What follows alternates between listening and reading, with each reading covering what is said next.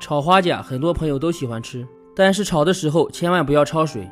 今天给大家分享一下酒店里面是如何做的，这样炒的花甲更加好吃，而且吐沙干净，鲜味全保留。盆里面先加一勺海盐，再加入多一些的清水。家里边没有海盐的话，买花甲的时候可以让老板送一点。把海盐充分的搅拌化开，接着把花甲倒进去，浸泡1个半小时以上，这样能让花甲更好的吐出里面的泥沙，吃的时候更干净一些。趁这个时间准备配料，切一点葱姜蒜片备用。再根据个人口味切一点青红辣椒搭配颜色，切好先放盘里备用。准备一个小碗调一个料汁，加入盐和鸡精、白糖、生抽、少量老抽、蚝油、1勺淀粉，加水稀释一下，搅拌化开。到时间后看一下，水已经变得比较浑浊，这些都是花甲吐出来的泥沙。换水再清洗几遍，洗至水清为止。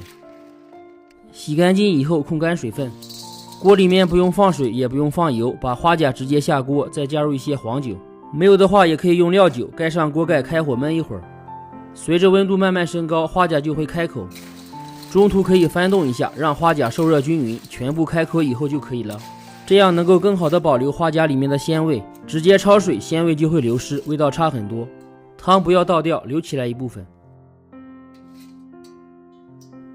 油烧热以后，先下入配料，炒出香味。炒香以后，把花甲下锅，快速的翻炒一下。炒的时间不用太长，时间久了花甲吃起来就会发柴。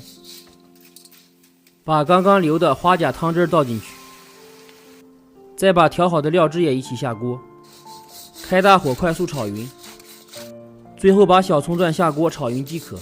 如果视频对你有用，麻烦伸出您的发财小手，点赞鼓励一下吧，非常感谢。这样炒出来比焯水以后再炒味道更好，能最大程度保留花甲里面的鲜味。